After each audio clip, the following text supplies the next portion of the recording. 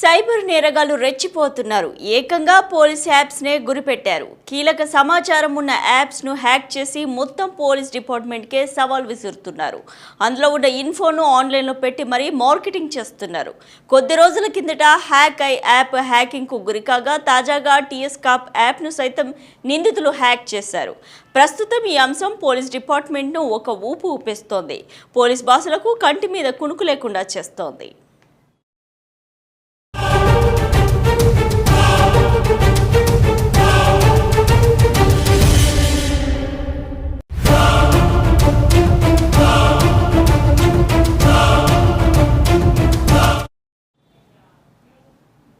Cyber కేటుగాలు పోలీసులకు వరుస షాక్లు ఇస్తున్నారు. TG police hack I app TS cap యాప్ను హ్యాక్ చేసిన సైబర్ నేరగాళ్లు అందులో డేటాను ఆన్లైన్లో $120 అమ్మకానికి పెట్టడం సంచలనంగా మారింది.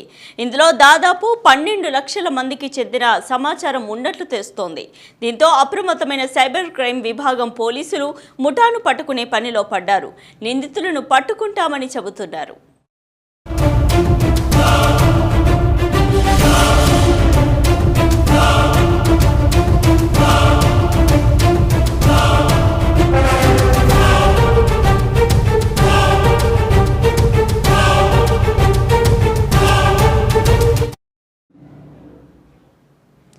జాతీయ స్థాయిలో అవార్డులు అందుకున్న మన పోలీస్ విభాగాలు ఇప్పుడు ఇలా సైబర్ నేరగాళ్ల బారిన పడడంపై సర్వత్రా విస్మయం వ్యక్తమవుతోంది. యాప్లో ఇంటిగ్రేటెడ్ ఫేషియల్ రికగ్నిషన్ సిస్టమ్ కూడా ఉంటుంది. నేరస్తులను అన్ఐడెంటిఫైడ్ డెడ్ బాడీస్ను లేదా తప్పిపోయిన పిల్లలను గుర్తించడానికి దీన్ని ఉపయోగిస్తుంటారు. Crime and criminal tracking network and systems, ఇతర పోలీసు డేటాబేస్లతో ఫోటోలను పోల్చి చూడడానికి ఇది ఉపయోగపడుతుంది.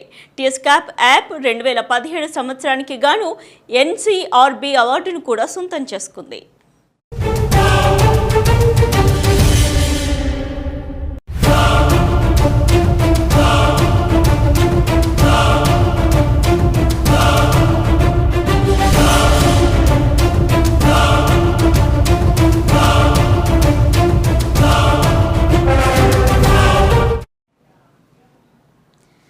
తాజాగా చోటు చేసుకున్న ఘటనతో అసలు రాష్ట్రంలో హోమ్ డిపార్ట్మెంట్ ఏం చేస్తుంది, అసలు పర్యవేక్షణ ఉందా, సమీక్ష జరుగుతుందా అన్న ప్రశ్నలను పలువురు లేవనెత్తుతున్నారు.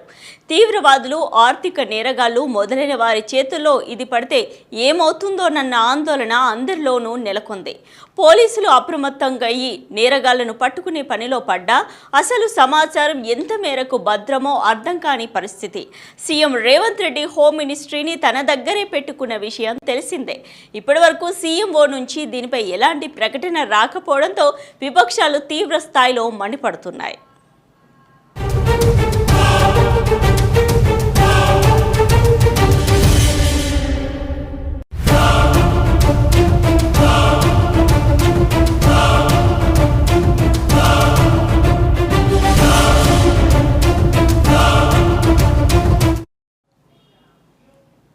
రైట్, ఇప్పుడు ఇదే అంశానికి సంబంధించి మరింత సమాచారం మా స్పెషల్ కరెస్పాండెంట్ హరిత అందిస్తారు. హరిత, చెప్పండి, పోలీస్ డిపార్ట్మెంట్కి సంబంధించిన రక్షణ విభాగానికి సంబంధించిన 2 యాప్స్ కూడా హ్యాక్ అయ్యాయి. అసలు హ్యాక్ అయిన విషయం పక్కన పెడితే అసలు అందులో ఉన్నటువంటి ఇన్ఫో ఎంతవరకు ఇప్పుడు సేఫ్ అని అనుకోవాలి, ఎలాంటి సిచ్యువేషన్స్ ఉన్నాయి? So thank you Sushma. అసలు సైబర్ నేరగాళ్ళు బరిదగిచ్చిరని చెప్పాలి. ఎందుకంటే ఇంతవరకు పోలీస్ యాప్లను కూడా హ్యాక్ చేశారన్న విషయం బయటపడడంతో నిజంగా సైబర్ నేరగాళ్ళు ఏ స్థాయిలో రెచ్చిపోతున్నారో మనకు అర్థమవుతుంది. సో ఇప్పటికీ పోలీసులకు సంబంధించిన 2 యాప్స్ ఉంటాయి. హ్యాకై యాప్ ఒకటి, టీజీకి సంబంధించి ఒక హ్యాకై యాప్, ఇంకోటి వచ్చేసి టీఎస్ కాప్ యాప్ అనేది 2 ఉంటాయి. సో టీఎస్ హ్యాక్ యాప్లోనైతే కంప్లీట్గా బయట నుంచి, అంటే పబ్లిక్కి సంబంధించిన ఇన్ఫర్మేషన్, మనం ఏదైనా కేసు నమోదు చేయాలన్నా, అట్లా మనకి ఏదైనా ఇన్ఫర్మేషన్ ఏదైనా కావాలన్నా అంటే పబ్లిక్కి సంబంధించిన టోటల్ ఫిగర్స్ అనేటివి ఇందులో ఉంటాయి. సో దాన్ని హ్యాక్ యాప్గా చెప్తారు. సో టీఎస్ కాప్ యాప్లోనైతే కంప్లీట్గా పోలీసులకు సంబంధించిన ఇన్ఫర్మేషన్ అనేది ఉంటుంది. ఈ 2 యాప్స్కి సంబంధించి చాలా పకడ్బందీగా వీటిని మెయింటైన్ చేయడం అంటూ ఉంటుంది. అట్లాంటి యాప్ను ఆన్లైన్లో పెట్టి ఆన్లైన్లో అంగట్లో ఒక సరుకులాగా అమ్మకానికి పెట్టారంటే ఈ సైబర్ నేరగాళ్ళు ఎంత బరిదెగిచ్చారు, ఎంత మితిమీరిపోయారు అన్న విషయం మనకు అర్థమవుతుంది. సో $12 సంబంధించి పోలీసుల నిగూఢమైన నిక్షిప్తమైన డేటాను మేము అమ్ముకుంటున్నామని ఓపెన్గా ఛాలెంజ్ చేస్తున్నట్టు ఒక అమ్మకానికి పెట్టారు. ఆన్లైన్లో ఒక సరుకు కొనుక్కున్నట్టు, ఆన్లైన్లో మనకు కావాల్సింది బుక్ చేసుకుంటున్నట్టు. సో సైబర్ నేరగాళ్ళు ఇంత రెచ్చిపోతుంటే మరి మన టీఎస్కి సంబంధించిన పోలీసులు ఏం చేస్తున్నట్టు, అసలు భద్రత ఎక్కడ పోయింది, అసలు పర్యవేక్షించిన అధికారులు ఎక్కడ పోయినాయి, ఇట్లాంటి అన్ని క్వశ్చన్స్ కూడా రేజ్ అవుతున్నాయి. సో ఇంతకుముందు కొన్ని రోజుల క్రితం టీజీకి సంబంధించిన హ్యాకై యాప్కి సంబంధించి హ్యాకింగ్కి గురిగాగా సో రీసెంట్గా టీఎస్ కాప్ యాప్ని కూడా నేరగాళ్ళు అంటే ఈ సైబర్ నేరగాళ్ళు ఈ యాప్ని కూడా హ్యాక్ చేయడం జరిగింది. అంటే ఒక యాప్ని హ్యాక్ చేసినప్పుడు దాని మీద ఒక పర్యవేక్షణ ఉండాలి, దానికి సంబంధించిన ఒక నిగూఢ నిక్షిప్తమైన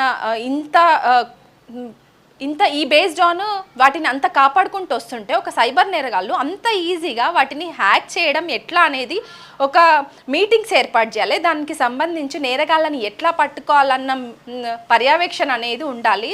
అది కాకపోగా మళ్ళీ రెండో యాప్ అంటే పోలీసులకు సంబంధించిన ఇంటర్నల్ ఇన్ఫర్మేషన్ దాంట్లో పెట్టుకునేటువంటి టీఎస్ కాప్ యాప్ని కూడా వాళ్ళు హ్యాక్ చేయడాన్ని మాత్రం నిజంగా ఒక సంచలన వార్తగానే మనం చెప్పాలి పబ్లిక్కి. ఎందుకంటే పబ్లిక్ ఒకంత భయాందోళనకు గురయ్యారు.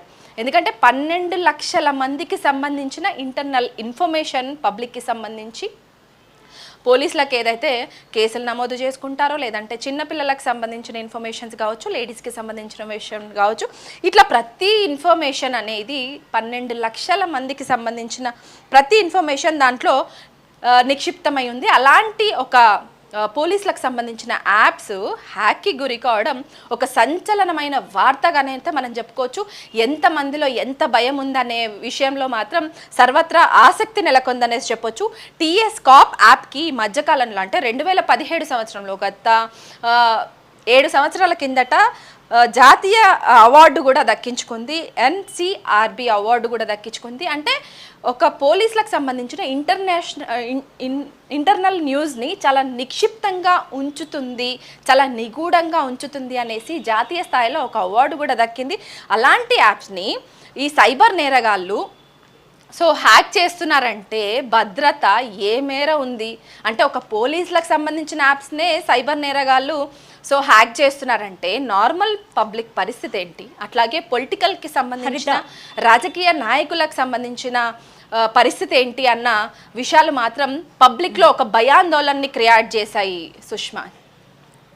హరిత, అయితే ఇప్పుడు 12 లక్షల మందికి సంబంధించినటువంటి ఇన్ఫర్మేషన్ ఏదైతే ఉందో ఆన్లైన్లో మేము అమ్మకాలు పెడుతున్నాము అన్నట్టుగా సవాల్ విసురుతున్నారు సైబర్ నేరగాళ్ళు. ఇప్పుడు ఇదంతా కూడా తీవ్రవాదుల చేతుల్లోనో ఆర్థిక నేరగాళ్ళ చేతుల్లోనో పడితే ఏంటి పరిస్థితి? ఇటు సైబర్ క్రైమ్ బ్రాంచ్ పోలీసులు కానీ హోమ్ మినిస్ట్రీ కానీ ఏం చేస్తుంది, దీనిపైన ఏం సమాధానం చెప్తుంది? సో కంప్లీట్గా ఈ 12 లక్షల మందికి సంబంధించిన డేటాను ఆన్లైన్లో అమ్ముకుంటున్న కేటుగాన్ల విషయంలో $120 మేము తెలంగాణ పోలీసుల డేటాను అమ్ముకుంటున్నాము ఓపెన్గా అంటూ ఒక ప్రకటన రిలీజ్ చేశారు ఆన్లైన్లో. సో ఈ విషయం నిజంగా పోలీసులకు ఒక సవాల్గానే మారింది. కంటి మీద కునుకు లేకుండా చేస్తుంది అనే కంటే కూడా కంప్లీట్గా పోలీస్ వ్యవస్థ ఏం చేస్తుంది, వాళ్ళ పర్యవేక్షణ ఎక్కడ పోయింది, వాళ్ళే నార్మల్ పబ్లిక్కి భద్రత కల్పించాల్సిన వాళ్ళు అట్లాంటి పోలీసులకే భద్రత లేకుంటే ఇక పరిస్థితి ఏంటి అన్న ఆలోచన ఆందోళన ప్రతి ఒక్కరిలో నెలకొంది. నిజంగా ఇది ఆలోచించాల్సిన విషయం. సో పోలీస్కి సంబంధించిన అంటే హోంశాఖ అనేది ఇప్పుడు కాంగ్రెస్ గవర్నమెంట్లో కంప్లీట్గా రేవంత్ రెడ్డి చేతిలోనే ఉంది.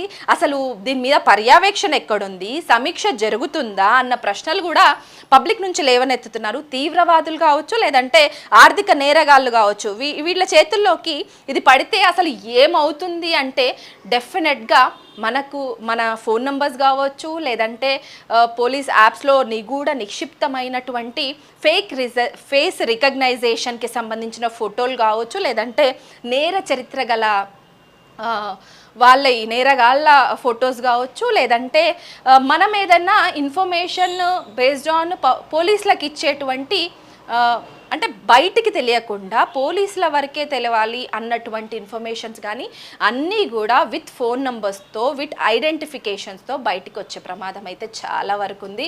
సో నిజంగా ఇది చాలా ఆలోచించాల్సిన విషయం, చాలా సంచలనమైన విషయం అని చెప్పొచ్చు. సో పోలీసులు ప్రస్తుతం నేరగాళ్ళను పట్టుకునే సిచ్యువేషన్లో ఉన్నారనేసి చెప్తున్నప్పటికీ ఒక యాప్ హ్యాక్కి గురైనప్పుడు కొంత టైం ఉండే అసలు అప్పుడే నేరగాళ్ళని పట్టుకోవాలి. అలాంటిది మళ్ళీ పోలీసులకు సంబంధించిన వాళ్ళ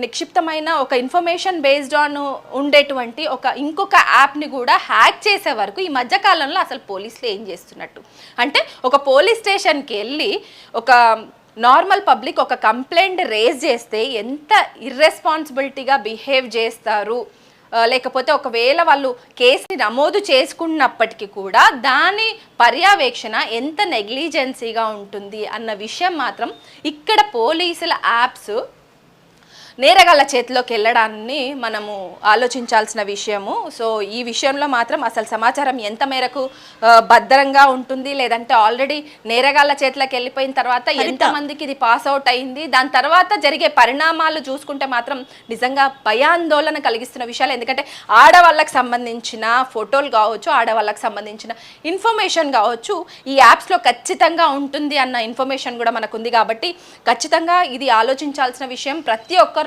ఒక భయాందోళన, లేకపోతే మనకు భద్రత ఎక్కడుంది అన్న విషయం అయితే అందరూ డిస్కస్ చేసుకుంటున్న విషయం. సో మొత్తానికైతే ఇంత జరుగుతుంటే కూడా సుష్మా సీఎం రేవంత్ రెడ్డి తన దగ్గరే హోమ్ మినిస్ట్రీని తన దగ్గరే పెట్టుకున్న సీఎం రేవంత్ రెడ్డి అసలు విషయం పట్ల ఇప్పటి వరకు స్పందించినట్లు కూడా తెలుస్తలేదు.